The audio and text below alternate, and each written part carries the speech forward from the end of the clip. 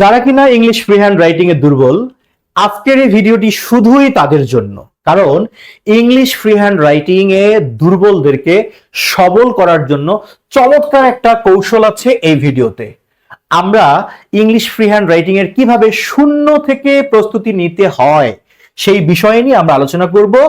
এই আলোচনাটুকু মনোযোগ দিয়ে দেখলে ইনশাল্লাহ আশা করতে পারেন ইংলিশ মুখস্থ করার হাত থেকে আপনি মুক্তি পাবেন। তার কারণ কি জানেন? কারণ হলো আপনি ক্লাস 6 থেকে শুরু করে 6, 7, 8, 9, 10, 11, 12 বা আপনি যখন জব সিকার লেভেলে যাবেন, আপনাকে কিন্তু এগুলো কিন্তু আপনাকে ফেস করতে হবে। Paragraph, letter, application, story, essay writing, focus writing, argument writing, হ্যাঁ, feature writing, summary writing, precis writing সহ যত ধরনের রাইটিং আছে, সব রাইটিং এর জন্য কিন্তু একটা অসাধারণ আমরা কৌশল শিখতে পারি। কারণ কি? কারণ রাইটিং মানে প্রবলেম। তাহলে সমাধানটা কি? সমাধানটা হচ্ছে যে কোনো রাইটিং এ আপনি যদি ভালো করতে চান, মুখস্থ ছাড়াই যদি আপনি লিখতে চান, তাহলে আপনাকে আগে শিখতে হবে ট্রান্সলেশন। কিন্তু ভাই, ট্রান্সলেশন করতে গেলে তো আমাদের অনেক রুলস জানতে হয়, তাই না? আমি বলবো ট্রান্সলেশনের জন্য আপনাদের একটা রুল যথেষ্ট। যে কোনো একটা রুল দিয়ে আপনি যে কোনো ট্রান্সলেশন করতে পারেন। কিভাবে সম্ভব? খেয়াল করেন, স্ক্রিনে আপনি বিশাল বড় একটা বাক্য দেখতে পাচ্ছেন, তাই না? কি আছে এই বাক্যে? খেয়াল করেন তো।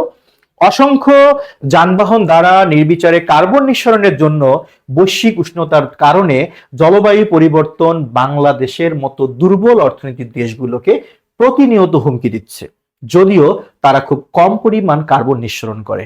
খেয়াল করেন, যদিও কিন্তু একটা কনজাংশন। আপনি যখন কোনো অনুবাদ করতে যাবেন, যদি বাক্য অনেক বড় হয়, তাহলে কনজাংশনের ওখানে আপনি একটু থেমে যাবেন। তার মানে এখন আপনার বাক্য হয়ে গেল কয়টা বলেন তো? দুইটা হয়ে গেল। আপনি আগে প্রথম বাক্যটা ট্রান্সলেট করবেন, তারপর দ্বিতীয় অংশটা। একটা বাক্য ট্রান্সলেট করতে গেলে সবার আগে কি দরকার? আগে ভার্ব দরকার। আপনি আগে ভার্ব খুঁজে বের করবেন, ক্রিয়া। জাস্ট ভার্বটাকে কে বা কারা দিয়ে প্রশ্ন করলে সাবজেক্ট পাবেন, আর কি বা কাকে দিয়ে প্রশ্ন করলে অবজেক্ট পাবেন। এরপর তো হয়ে গেল। সাবজেক্ট লিখবেন, ভার্ব লিখবেন, অবজেক্ট লিখবেন, তারপর বাকি অংশ। তাহলে এই বাক্যটার ভার্ব কোনটা বলেন তো? অসংখ্য যানবাহন দ্বারা নির্বিচারে কার্বন নিঃসরণের জন্য বৈশ্বিক উষ্ণতার কারণে জলবায়ু পরিবর্তন বাংলাদেশের মতো দুর্বল অর্থনীতির দেশগুলোকে প্রতিনিয়ত হুমকি দিচ্ছে। আসলে এখানে ভার্বটা হলো হুমকি দিচ্ছে, বা অ্যাডভার্বটা সহ বলতে পারি যে প্রতিনিয়ত হুমকি দিচ্ছে। হ্যাঁ, বেসিক্যালি এইটুকু ভার্ব। আমি যদি বলি কাকে হুমকি দিচ্ছে, উত্তর কি আসে? উত্তর হলো বাংলাদেশের মতো দুর্বল অর্থনীতির দেশগুলোকে হুমকি দিচ্ছে। আর আপনারা জানেন যে কি বা কাকে দিয়ে প্রশ্ন করলে উত্তর হিসেবে যা আসে সেটা হলো অবজেক্ট। তার মানে এটা বাক্যের কি? অবজেক্ট। এখন যদি প্রশ্ন করি কে হুমকিরা দিচ্ছে, উত্তর হবে কি? জলবায়ু পরিবর্তন, তাই না? আমি যদি বলি ভাই একটু ভালো করে বিস্তারিত বলেন কে হুমকি দিচ্ছে, তখন কি বলবেন? তখন বলবেন যে অসংখ্য যানবাহন দ্বারা নির্বিচারে কার্বন নিঃসরণের জন্য যে বৈশ্বিক উষ্ণতা হয়, সেই বৈশ্বিক উষ্ণতার কারণে জলবায়ু পরিবর্তন যে হয়, সেই পরিবর্তনটা এই হুমকি দিচ্ছে। তার মানে এই পুরোটাই হলো বাক্যের কি বলেন? সাবজেক্ট। হয়ে গেছে ভাই। সাবজেক্ট পেয়ে গেছেন, ভার্ব পেয়েছেন, অবজেক্ট পেয়ে গেছেন, পাইছেন না? আপনার অনুবাদ হয়ে গেছে। কিন্তু আমি জানি আপনি ভয় পাচ্ছেন, এত বড় সাবজেক্ট। কোনো সমস্যা নাই। সাবজেক্ট হোক আর অবজেক্ট হোক, যে কোনো কিছু যখনই দেখবেন সাইজে বিশাল বড়, অনুবাদ করবেন পেছন দিক থেকে। কি বলেছি? যা কিছু সাইজে বড়, পেছন দিক থেকে অনুবাদ করো। তাহলে পেছনের শব্দটা কি বলেন? জলবায়ু পরিবর্তন। তো আমি লিখলাম ক্লাইমেট চেঞ্জ, জলবায়ু পরিবর্তন। এবার জলবায়ু পরিবর্তনের আগের শব্দটা কি? কারণে। কারণের ইংলিশ কি? ডিউ টু, বিকজ অফ অথবা কজড বাই। আপনার ভান্ডারে যা আছে তাই লিখবেন, কজড বাই, কারণে। কারণের আগের শব্দটা কি? বৈশ্বিক উষ্ণতা। মানে আমি লিখে দিলাম গ্লোবাল ওয়ার্মিং, বৈশ্বিক উষ্ণতা। ওকে, বৈশ্বিক উষ্ণতার আগের শব্দটা কি? আগের শব্দ হলো জন্য, মানে কি? ফর, জন্য। এবার কি? কার্বন নিঃসরণ, মানে পেছন দিক থেকে আসবো। কার্বন নিঃসরণের ইংলিশ কি? কার্বন এমিশন, কার্বন নিঃসরণের জন্য। কার্বন নিঃসরণের আগের শব্দটা কি? নির্বিচারে। নির্বিচারের ইংলিশ কি হবে? ইনডিসক্রিমিনেটলি। এই যে ওয়ার্ড যদি না পারেন তার সমাধান আমি দিব। হ্যাঁ, নির্বিচারে। নির্বিচারের আগের শব্দটা কি? দ্বারা। দ্বারার জন্য বাই। কিসের দ্বারা? অসংখ্য যানবাহন। That means numerous vehicles. দেখেছেন? বিশাল বড় সাবজেক্ট। এরকম সাবজেক্ট যদি 1 কিলোমিটার লম্বা হয়, কোনো সমস্যা আছে ভাই? কোনো সমস্যা নাই। আপনি বিশাল বড় সাবজেক্ট হোক, আপনি পেছন দিক থেকে অনুবাদ করবেন, হয়ে যাবে আপনার সাবজেক্ট। এবার আমি সাবজেক্টের পরে কি নিব? ভার্ব। ভার্ব কি? হুমকি দিচ্ছে। এটা বোঝাই যাচ্ছে প্রেজেন্ট কন্টিনিউয়াস টেন্স। তার মানে এম ইজ আর লাগবে। সো এখানে আমাকে লিখতে হবে ইজ। আর না, আর না, ইজ লিখতে হবে। কারণ সাবজেক্ট যত বড়ই হোক না কেন, ভার্ব কিন্তু বসে প্রথম নাউনটা অনুসারে। সো সেন্স অনুসারে ইজ হবে। এবার হুমকি দেওয়ার ইংলিশ কি? থ্রেট মানে হুমকি, থ্রেটেন মানে হুমকি দেওয়া, তো আমি লিখলাম থ্রেটেনিং, হুমকি দিচ্ছে, থ্রেটেনিং, হুমকি দিচ্ছে। সাবজেক্ট পেলাম, ভার্ব পেলাম, এবার অবজেক্ট দরকার। অবজেক্টটা কি? যে বাংলাদেশের মতো দুর্বল অর্থনীতির দেশগুলোকে, অবজেক্টও তো সাইজে বড়, যা কিছু সাইজে বড় পেছন দিক থেকে অনুবাদ করো। তাহলে পেছনের পার্টটা কি? দুর্বল অর্থনীতির দেশ। তাহলে আমি লিখবো দা ভালনারেবল, বা উইকও লিখতে পারেন আপনি, ভালনারেবল ইকোনমিস অথবা ভালনারেবল ইকোনমিক কান্ট্রিজ, দুর্বল অর্থনীতির দেশগুলো, তাই কান্ট্রিজ। এবার মতর ইংলিশ কি? লাইক, কিসের মতো? বাংলাদেশ। তো আমি দিলাম বাংলাদেশ। খেয়াল করছেন? আপনার প্রথম অংশটুকু কিন্তু হয়ে গেল অনুবাদ। শুধু একটা ওয়ার্ড বাদ আছে, প্রতিনিয়ত। প্রতিনিয়ত মানে কি? কন্টিনিউয়াসলি, প্রতিনিয়ত হুমকি দিচ্ছে, তাই না? তাহলে প্রতিনিয়ত শব্দটা ভার্বকে মডিফাই করতেছে, তার মানে এটা একটা অ্যাডভার্ব। আর অ্যাডভার্বকে আপনি ভার্বের পরেও লিখতে পারেন, আগেও লিখতে পারেন, তবে অ্যাডভার্বের একটা পছন্দের জায়গা আছে। কি সেটা? অ্যাডভার্ব অক্সিলারি ভার্ব আর মেইন ভার্বের মাঝে বসতে পছন্দ করে। তাহলে আমি ইজ আর থ্রেটেনিং এর মাঝখানে ঢুকাই দিলাম কন্টিনিউয়াসলি, কন্টিনিউয়াসলি। আমার কিন্তু বাক্যের একটা অংশ অনুবাদ হয়ে গেল। এখন আমার একটা কনজাংশন আছে, কি বলেন? যদিও। আমি যদিওর ইংলিশ লিখে দিলাম অলদো। এখন কোনো প্যারা নিবেন না, যদিওর পরে যে বাক্যটা আছে বা বাক্য অংশটা আছে, আপনি এখানে সাবজেক্ট ভার্ব অবজেক্ট খোঁজেন। এখানে ভার্ব কোনটা? নিঃসরণ করে। কে নিঃসরণ করে?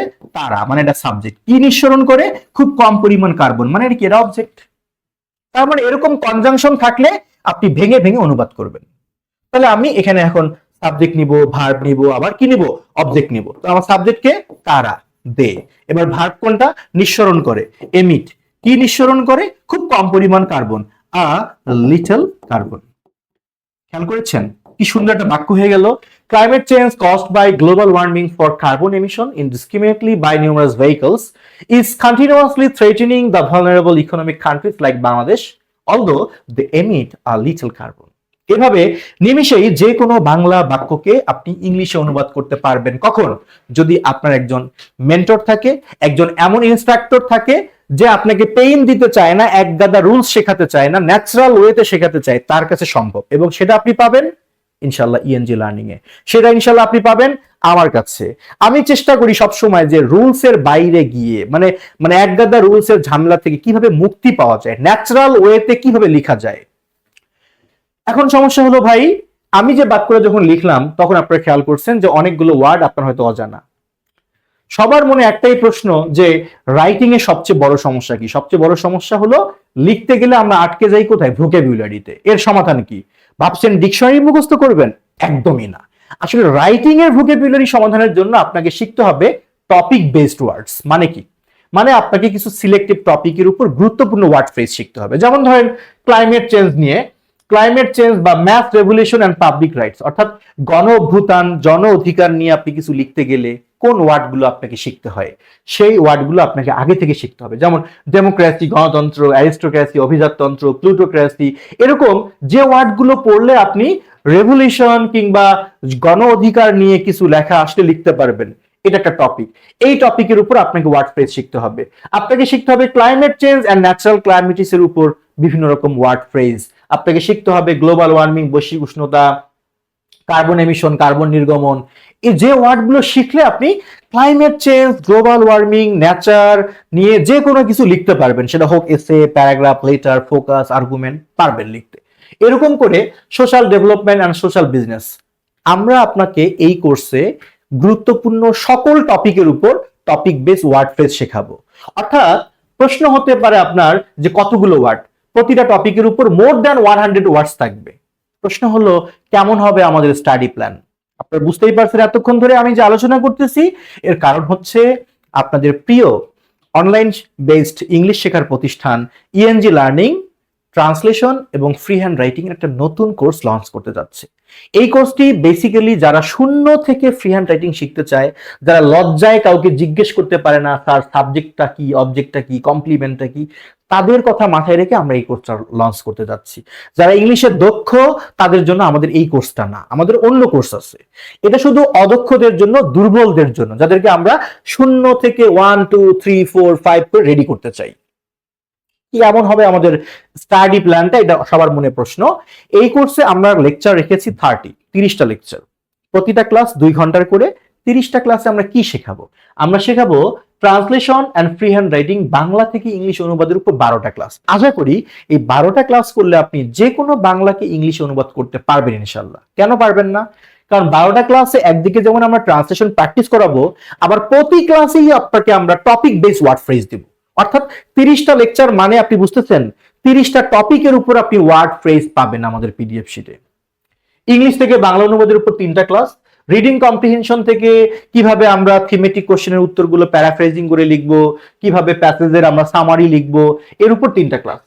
তারপর লেটার রাইটিং, অ্যাপ্লিকেশন রাইটিং এর উপর 2টা class, focus writing, essay writing এর উপর 3টা ক্লাস, আর্গুমেন্টেটিভ এসের উপর 2টি ক্লাস, ফিচার রাইটিং কিংবা লেটার টু এডিটরের উপর 1টি ক্লাস, প্যারাগ্রাফ বা শর্ট নোট রাইটিং এর উপর 1টি ক্লাস, স্টোরি রাইটিং এর উপর 2টি ক্লাস, এবং how to read English news paper, কিভাবে ইংলিশ নিউজ পেপার পড়তে হয় এটা সবাই জানতে চান, এর উপর 1টি ক্লাস। আমরা এই 30টি ক্লাস এমন ভাবে সাজিয়েছি যে এই কোর্সটি করলে ক্লাস 6 থেকে শুরু করে 7, 8, 9, 10, 11, 12 মাস্টার্স পরীক্ষার্থী কিংবা যারা জব সিকার তারা সবাই উপকৃত হবে যদি তার টার্গেট হয় ইংলিশ ফ্রি হ্যান্ড রাইটিং। সবচেয়ে বড় বিষয়টা হলো কি জানেন, সবাই কিন্তু আপনাকে পরামর্শ দিবে যে তুমি অনুবাদে দক্ষ হতে চাও, প্রচুর প্র্যাকটিস করো। কিন্তু কখনো ভাবছেন আপনি যে প্র্যাকটিসটা করবেন আপনার অনুবাদটা কারেক্ট হয়েছে নাকি ভুল হয়েছে, নাকি আপনি যে বই থেকে প্র্যাকটিস করতেছেন তার চেয়েও ভালো হয়েছে? এটা আপনি বুঝবেন কেমনে? উপায় নাই। এইটা মাথায় রাখা আমরা এই কোর্সে যারা ভর্তি হবে তাদের জন্য একটা হোয়াটসঅ্যাপ গ্রুপ খুলেছি। সেই হোয়াটসঅ্যাপ গ্রুপে আমরা যে হোমওয়ার্ক দিব আপনারা সেই হোমওয়ার্কটা সাবমিট করবেন, আমি রুবেল দাদা সেই হোমওয়ার্কটা দেখে আপনাকে ফিডব্যাক দিব, ভুলগুলোর কারেকশন করে দিব। এটা হচ্ছে এই কোর্সের একটা বড় ফিচার। প্রশ্ন হলো এই কোর্সটা কাদের জন্য? আমি বলি এই কোর্সে 4 শ্রেণীর শিক্ষার্থীরা যুক্ত হতে পারে। কারা কারা? 6 থেকে 12 পর্যন্ত, ষষ্ঠ থেকে দ্বাদশ শ্রেণীর শিক্ষার্থীরা, তারা যদি মনে করে, তাদের বাবা মা যদি মনে করে যে আমার সন্তানকে আমি প্যারাগ্রাফ, লেটার, এসে এইসব মুখস্থ করার হাত থেকে বাঁচাতে চাই, রিডিং কম্প্রিহেনশন তাদের বসগিরি করাতে চাই, তার জন্য এই কোর্সটা। আবার যাদের টার্গেট হচ্ছে বিভিন্ন গভর্নমেন্ট জব, বিশেষ করে ব্যাংক বলেন, কিংবা যারা চাচ্ছে সেকেন্ড ইয়ার থার্ড ইয়ারে পরে এখন থেকে বিসিএস এর পূর্ণাঙ্গ প্রস্তুতি নিবে, তাদের জন্য একটা ফাউন্ডেশন কোর্স হবে এই রাইটিং কোর্সটা। এবং যারা আইএলটিএস এর প্রিপারেশন এখন নিচ্ছে কিংবা সামনে নিবে, তাদের রাইটিং পার্টের জন্য দারুণ ভূমিকা রাখবে এই কোর্সটি।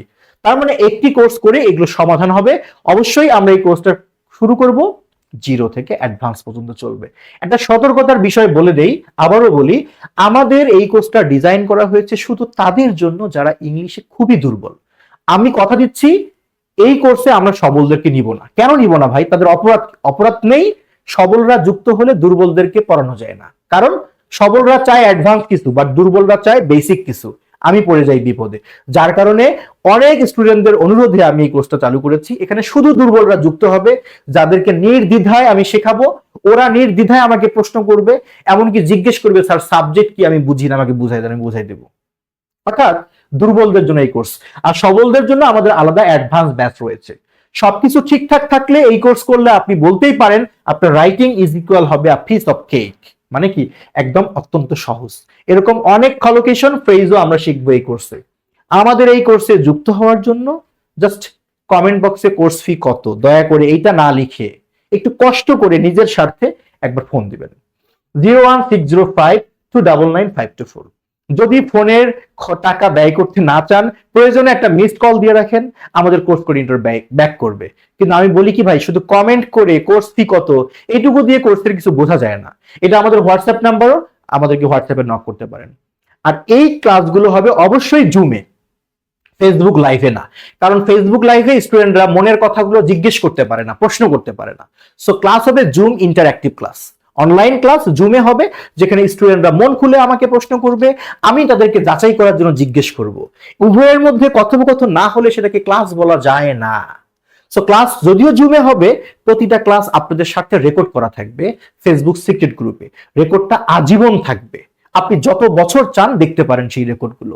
সবকিছু ঠিকঠাক থাকলে আপনার কাছে আমার একটা প্রশ্ন থাকতেই পারে যে আমাদের রাইটিং কোর্সে যুক্ত হচ্ছেন তো? অবশ্যই কমেন্ট বক্সে জানাবেন ইয়েস অর নো। আপনাদের এই উত্তর দেখার অপেক্ষায় রইলাম। সবার জন্য শুভকামনা। আসসালামু আলাইকুম।